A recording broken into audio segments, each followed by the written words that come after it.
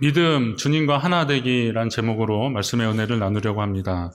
신앙생활 오래 한 사람도 막상 믿음에 대해서 말하라고 한다면 뭐라고 딱히 말할 수 없음을 경험하게 됩니다. 교회를 다니는 것이 예수를 믿는 것이라는 정도로 아는 그런 경우도 있고, 어떤 분은 저는 교회를 믿습니다 이렇게 얼결에 얘기를 하시더라고요.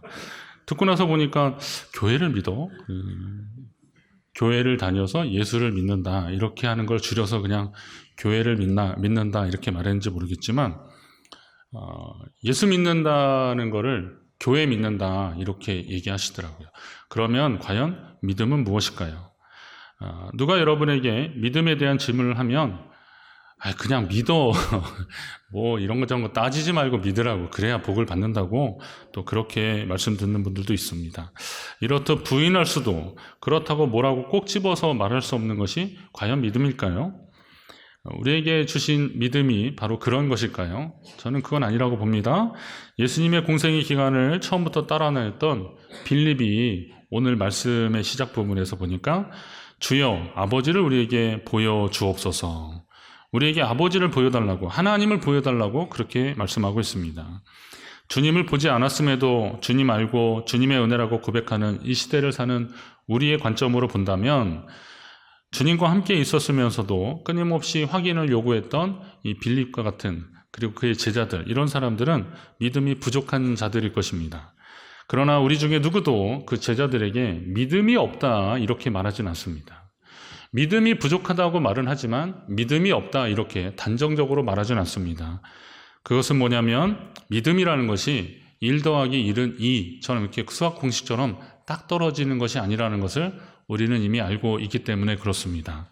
그리고 오늘 말씀을 통해서도 그렇고, 주님의 제자들이 주님과 함께 하면서 주님의 말씀을 듣고 주님을 체험하고 주님과 함께 살아가면서 그들의 믿음이 점점 성숙해지는 것을 또 경험하게 됩니다. 오늘 이렇게 예배를 드리고 하나님의 말씀을 듣고 아멘하고 순종하려고 하는 여러분에게도 이 믿음의 성장과 성숙의 역사가 계속될 줄로 믿습니다. 오늘 그 믿음에 대한 이야기들을 한번 하려고 합니다. 우선 하나님을 봐야 믿겠다, 하나님을 봐야 하는 그런 믿음들이 있습니다. 하나님을 보여달라고 하는 제자 빌립의 요구는 모든 그리스도인들의 바람이고, 또 심지어는 믿지 않는 사람들도 난 당신이 믿는 하나님 좀 봤으면 좋겠다 이렇게 얘기합니다. 성도라면 당신이 정말 하나님을 봤느냐라고 하는 질문을 한두 번쯤은 받으셨을 것입니다. 그런데 사실 하나님이 누구인지, 그리고 하나님은 실제로 존재하시는지 등 하나님의 존재 자체를 피조물인 우리 인간이 알려고 하는 그 자체가 사실은 모순이라는 거죠. 왜냐하면 내가 누구인지, 어디서 왔는지, 어디로 가는지, 앞으로 난 뭘 해야 되는지, 그리고 나의 존재 가치는 무엇으로 증명되는지, 이런 것조차도 잘 모르는 것이 우리 인생 아닐까요? 우리 자신도, 나 자신도 나를 잘 모르는데 어떻게 피조물인 인간이 우주 만물을 창조하시고 전지전능하신, 그리고 무소부재하시며 처음과 나중이 되시는 그 하나님을 알 수 있겠냐 이거죠. 혹시나 하나님이 알려주신다 하더라도 이해나 할 수 있겠습니까? 신학교 때 조직신학 교수님이 그런 얘기 하시더라고요. 계시에 대한 얘기를 하시다가 하늘에 태양이 있는데 빽빽한 구름으로 가려진 상황에서 구름의 그 틈 사이로 한낱 그 시로라기 같은 빗줄기 하나 비춰지는 거, 그게 계시라는 거죠. 그걸 통해서 우리는 그 위에 하나님이 계시다, 그 위에 태양이 있다라는 것을 알듯이 하나님이 보여주신 그 계시를 통해서 우리는 하나님을 어렴풋이 알 수 있는데, 그거 하나 붙잡았다고 해서 우리가 하나님을 다 알 수 안다고는 말할 수는 없는 것입니다. 그렇기 때문에 오늘 우리가 과연 다 하나님을 다 이해할 수 있겠는가, 이런 생각을 한번 해보게 됩니다. 누구나 이 땅에 신은 없다 말할 수 있지만 그것을 논리적으로 증명할 수는 없습니다. 있다고 하는 것을 증명하는 게 사실은 더 쉬운 것 같더라고요. 없다고 말하는 말은 쉽지만 없다고 말하는 것을 증명하기는 굉장히 어렵습니다. 그런데 세상에서는 무슨 과학이나 아니면 그동안 동원됐던 어떤 진화론적인 어떤 논쟁들을 가지고 창조론을 무력하게 만들려고 하는 시도들을 계속하고 있습니다. 청교도의 믿음으로 세워졌던 미국이란 나라도 학교 교과서에서 창조론이 사라지고 진화론이 들어오면서부터 굉장히 인본주의적인 그런 사회로 바뀌었다는 것을 알 수 있습니다.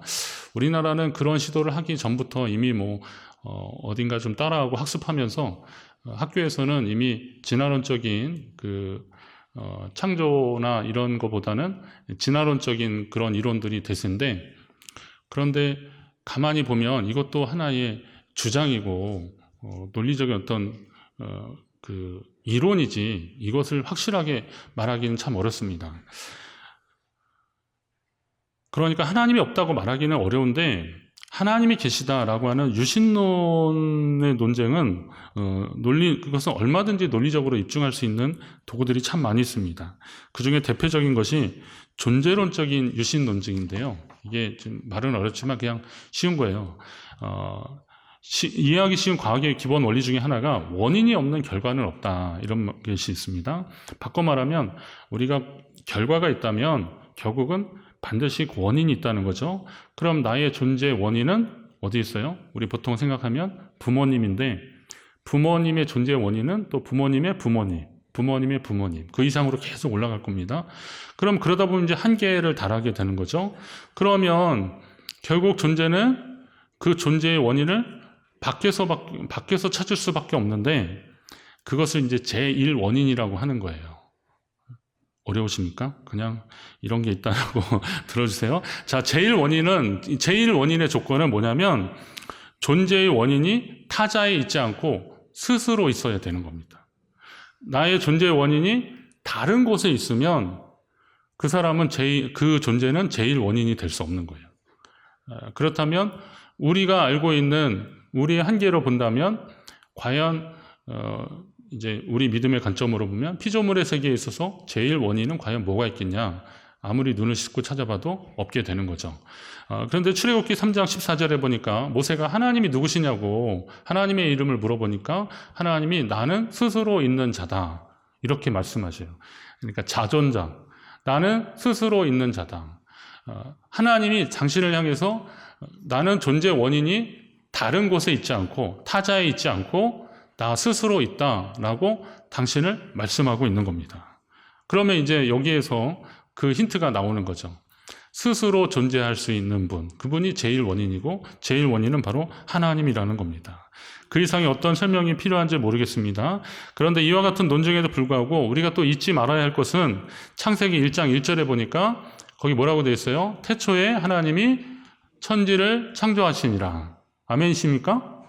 태초에 하나님이 뭘 창조하셨어요? 천지를 창조하셨다. 자, 이것은 일종의 선언입니다.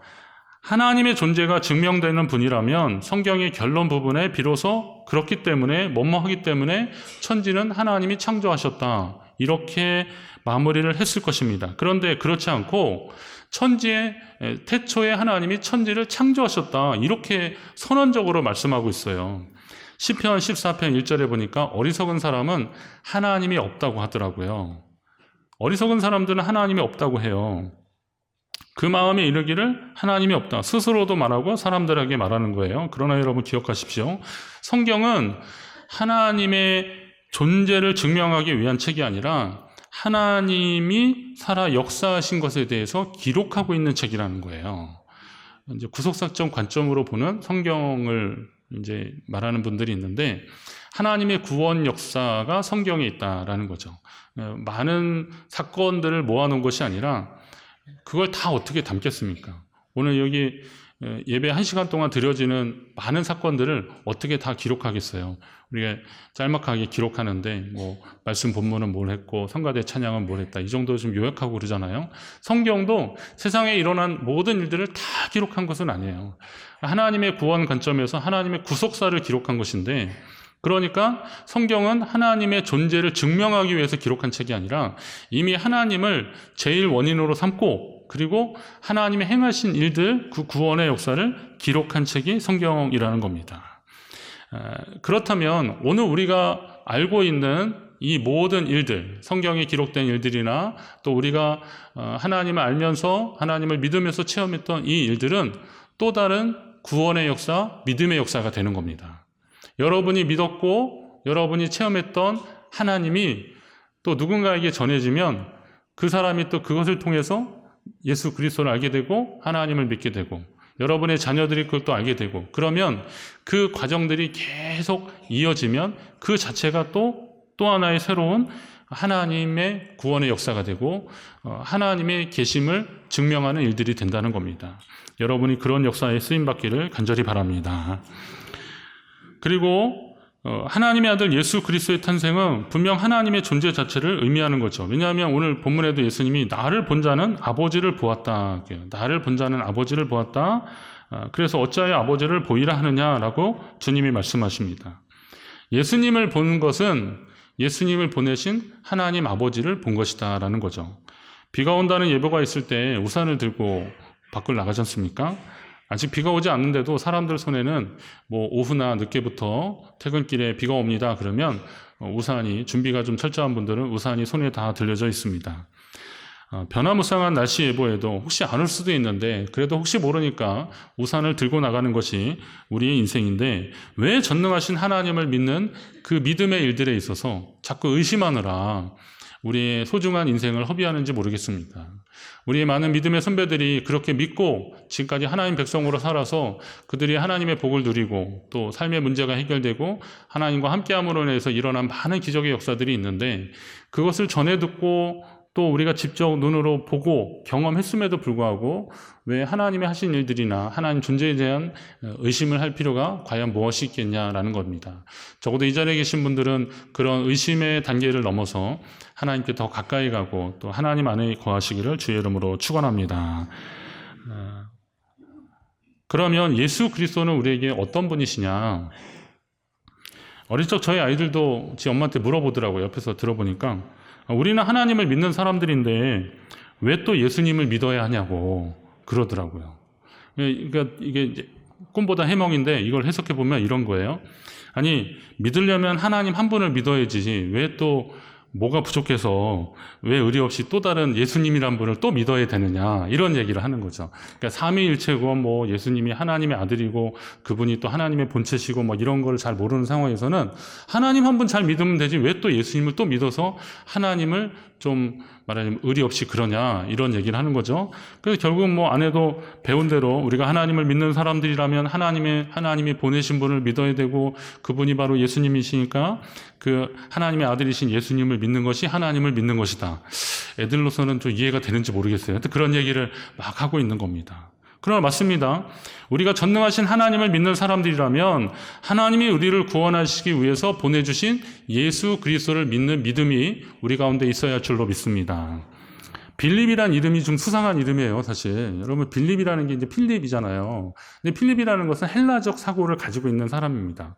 부모가 자녀에게 이름을 지을 때 이름의 의미들이 있는데 이 빌립은 그런 배경을 가지고 빌립을 했어요. 나중에 헬라인들이 예수님을 찾아올 때요, 빌립을 찾아가요. 다른 제자들 많은데도 빌립을 찾아가고 빌립이 또 안드레한테 가고 그래요. 그런 과정만 잘 보더라도 빌립이 어떤 사고를 가진 사람인지 알았는데 이 헬라적 사고는 뭔가 좀 보고 만져지고 경험하고 어떤 이성적인 판단을 통해서 판단 가능해야 믿는다라고 하는 사고입니다. 그런데 히브리적 사고는 그것을 넘는 거예요. 경험하면 그건 아는 거예요. 그리고 또 느낌도 얘기할 수 있고, 근데 헬라적 사고에는 그런 느낌이나 이런 거는 영적인 부분은 빼놓고 그냥 현상적으로 나타나는 거. 물론 거기에 이제 이원론적인 보이지 않는 다른 존재에 대한 것도 연구하면서 많이 얘기를 했지만, 그러나 기본적으로는 헬라적 사고는 이성 중심이었고, 그리고 히브리적 사고는 영적인 것이 중심이 된 거죠. 그러니까 만약에 빌립이 유대적 히브리적 사고에 충실한 사람이라면 예수님께 이런 질문도 하지 않았는데, 근데 왜 빌립이 이 시점에서 이런 질문을 했을까? 제가 생각해 봤어요. 그리고 왜 이것이 성경에 기록됐을까? 오늘날처럼 봐야 믿겠다고 하는 사람들 때문에 아마 기록을 하지 않았을까? 그런 생각도 해봤어요. 자, 우리가 왜 예수를 믿어야 하느냐? 다시 말하면 하나님이 하셨기 때문에 그래요. 하나님이 예수 그리스도를 보내주셨기 때문에 그래요. 그러니까 하나님을 믿는 믿음 안에서 우리가 예수를 믿는 거예요. 그게 믿음의 정석입니다. 하나님을 믿는 믿음이 보내주신 아들을 믿는 믿음으로 되어야 한다는 겁니다. 이것을 조금 더 확대하면, 그래서 적용한다면 하나님이 우리에게 허락하신 이 교회와 목회자와 성도들 다 소중한 분들이라는 사실입니다. 교회를 소중히 여긴다면 하나님을 사랑하고 하나님이 보내신 교회, 하나님이 세우신 교회를 소중히 여긴다면 우리와 함께하고 있는 이 분들을 소중히 여기시기 바랍니다. 하나님이 교회를 통해서 주신 직분과 사명, 책임들도 소중히 여기시기 바랍니다. 왜 그렇습니까? 하나님이 하셨기 때문에 그렇습니다. 오늘 우리에게 주어진 직분이나 직책이나 이런 것들은 하나님의 뜻 안에서 하나님이 주셨다는 것이죠. 목사로 부르심을 받았다는 것도 하나님이 하신 것이고, 또 성도로서 우리의 생활 가운데 잘 섬기면서 하나님을 예배하고 그리고 하나님의 교회를 섬긴다는 것도 하나님이 우리에게 주신 은혜라는 것입니다. 그렇다면 여러분의 교육자들을 교구 담당 목사님들도 그렇고 담임 목사님 저도 그렇고 교육자들을 소중히 여기십시오. 우리 목회자들이 하나님의 말씀을 온전히 전할 수 있도록 여러분들은 같이 동역자가 되어 주셔야 되는 겁니다. 하나님의 교회를 세우는 일들이기 때문에 그렇습니다. 목회자들도 마찬가지죠. 성도들을 소중히 여겨야 되는 겁니다. 제 입으로 제가 이런 말씀드려서 그런데 목회자들은 성도를 소중히 여겨야 되겠더라고요. 여러분 소중히 여기십시오. 여러분과 함께하는 믿음의 동지들을 소중히 여기시기 바랍니다. 제가 2부 예배 때도 이런 말씀 드렸는데 목사 없는 교회는 목사가 없는 기간이 있을 수 있어요. 그러나 성도 없는 교회는 없어요. 그렇죠. 목사 없는 교회에 있을 수 있어요. 그러나 성도 없는 교회는 없어요. 그러면 여러분의 옆에 있는 이 성도들이 소중한 하나님의 사람들이라는 사실을 기억하시기 바랍니다. 옆에 분 한번 인사하십시오. 감사합니다. 감사합니다. 옆에 같이 예배 드려서 감사합니다. 선배 목사님이 그런 얘기 하시더라고요. 어느 집사님하고 이제 같이 식사를 하는데 그 집사님이 그러시더래요. 목사님, 제가 교회 더 열심 내고 봉사하고 더 그래야 되는데 다른 걸 못하고 죄송하다고, 제가 그냥 예배만 드리는 것도 잘 빠듯해서 목사님 보기에 참 부끄럽다고 그렇게 밥을 먹으면서 얘기를 하더래요. 그런데 같이 이제 밥 먹던 중학생 목사님 아들 녀석이 같이 있었는데 이 녀석이 그러더래요. 괜찮아요. 예배만 드려드리는 것도 어디예요? 교회만 나오는 것도 어디예요? 그러더래요. 그래서 목사님이 당황했는데 그냥 한번 막 웃고 그랬대요. 근데 평소에 그 목사님이 사모님한테 그런 얘기를 들었나 봐요. 이렇게 좀 속상한 일 있고 막 그러니까 목사님 사모님한테 교회만 나오는 게 어디야? 그랬는데 이 아들이 어려서부터 하도 들어가지고 그 아버지 엄마 이렇게 얘기하는데 그런 얘기를 주책 없이 말한 거예요. 그런데 맞아요. 교회만 나오는 게 어디예요? 근데 그거는 이제 목회자 입장이고 성도 입장에서는 조금 더 하나님께 가까이 가십시오. 내가 교회 나가주는 게 어딘데 이런 생각하지 마시고 하나님께 더 가까이 가십시오. 자, 그러면 하나님을 믿는 믿음 안에서 예수 그리스도를 믿는 건데 우리 주님이 우리에게 오늘 본문으로 보면 마지막 부분에 그런 말씀하시죠. 내 이름으로 무엇이든지 내게 구하면 내가 행하리라. 응답해 주시겠다는 말씀을 하고 계시거든요. 참 이게 우리의 마음을 따뜻하게 하고 우리의 모든 가능성을 열어주는 그런 말씀이에요. 내 이름으로 기도하면, 하나님께 구하면 내가 다 행하리라 말씀하시는데 우리 그래서 기도할 때 어떻게 해요? 예수님의 이름으로 기도합니다 이러잖아요. 예수 그리스도의 이름으로 기도합니다. 조금 더 정확히 말하면 예수 그리스도의 이름으로 기도합니다. 기도했습니다. 과거형보다는 기도합니다. 기도드립니다. 이렇게 하시는 게 좀 더 온전한 표현이라고 합니다. 자, 예수님의 이름으로, 예수 그리스도의 이름으로 기도합니다. 그래요. 자, 그렇게 기도하는데 어떤 분이 이걸 기도의 우표라고 하더라고요. 우리가 우편물 붙일 때 이렇게 우표 붙이면 이렇게 가듯이 그런 겁니다. 그런데 세상의 우표는 그 내용이 좋은 거든 나쁜 거든 우표만 잘 붙이면, 그리고 법적으로 위험한 물건이나 이런 게 아니면 그냥 다 전달이 되게 되어 있습니다. 그렇잖아요. 근데 우편물이 다 즐거운 소식만 있습니까? 뜯어보면 무슨 과속, 과태료 이런 거 나오고, 어디 벌금 나오고, 과태료 이런 거, 세금 고지서 이런 것도 나오고, 그러잖아요. 그런 거 볼 때 속이 얼마나 쓰려요. 물론 가슴 설레는 연애 편지도 있고, 또 군대 간 아들이 마음 짠한 그런 편지들도 있고, 그래서 우표 붙인 우편물들 우리가 보고 그러는데, 그럼 만약에 예수님의 이름으로 기도한다라고 하는 것이 우표에 해당된다면, 과연 하나님 뜻에 합당하지 않은 기도도 하나님이 들어주시려나, 그런 생각을 우리 한번 해보셔야 되는 거죠. 하나님 마음에 맞지 않는데 그런 기도를 하나님이 받아주시겠는가? 사실 그렇지는 않을 것입니다. 그럴까봐 주님이 우리에게 기도를 가르쳐 주셨잖아요. 주의 기도에 보면 뜻이 하늘에서 이루어진 것 같이 어떻게 해요? 땅에서도 이루어지이다. 그렇게 해달라고 기도하고 있어요. 그 말은 다시 말해서 우리가 하나님 앞에 구하는 기도는 하늘에서 이루어진 것, 하나님의 마음으로, 하나님의 계획으로 하늘에서 이루어진 것이 땅에서 이루어지기를 소망하는 기도가 되어야 한다는 겁니다. 내 뜻과 내 고집과 내 상황에서 하나님 뜻과 상관없는 나의 특별한 것만을 요구하는 이의적인 기도가 아니라, 비록 그런 상황을 만나도 이 안에서 여전히 하나님이 역사하시고 하나님이 운행하시기를, 하나님이 주관하시기를 주님께 맡겨드리는 기도의 사람이 되시기를 주의 이름으로 부탁드립니다. 예수님의 이름으로 기도한다는 것은 바로 그것입니다. 우리의 기도가 주님 뜻 안에서 드려지기를 하나님 앞에 구하는 것이 예수님의 이름으로 기도하는 일입니다. 여러분의 기도를 점검하시기 바랍니다. 행여나 내 뜻과 내 고집으로 드리는 기도라면 하나님의 뜻 안에서 수정되어져야 합니다. 내 욕심으로 기도하신 적 있으십니까? 이제부터는 하나님의 뜻과 같이 되기를 위해서 하나님의 뜻을 같이 하시는 우리 예수님의 이름으로 기도하시기 바랍니다. 그분의 생각과 삶이 내 속에서 하나 되기를 위해서 우리는 하나님 앞에 기도해야 됩니다. 그럼 이쯤에서 우리는 하나님의 뜻을 어떻게 알 수 있을까요? 하나님의 뜻 가운데서 하나님의 뜻으로 기도하라 그랬는데 하나님의 뜻을 어떻게 알 수 있을까요? 우리가 하나님의 뜻을 알 수 있는 가장 확실한 방법이 바로 하나님이 이미 우리에게 가르쳐주신 성경, 말씀입니다. 이 말씀을 가까이 하는 사람들이 하나님의 뜻을 알게 되는 겁니다. 기도하다 보면 이게 내 고집인지 내 욕심인지 하나님의 뜻인지를 감동이 오는 것이 있어요. 그건 뭐냐면 평소에 우리가 성경을 가까이 하고 하나님 말씀을 묵상하다 보면 이것이 하나님 앞에서 자연스러운 것인지를 알 수 있습니다. 여러분, 물이 막 흐르는데 그 물을 흐를 때요, 그 물의 저항을 느낀다. 그거는 거슬러 가고 있는 겁니다.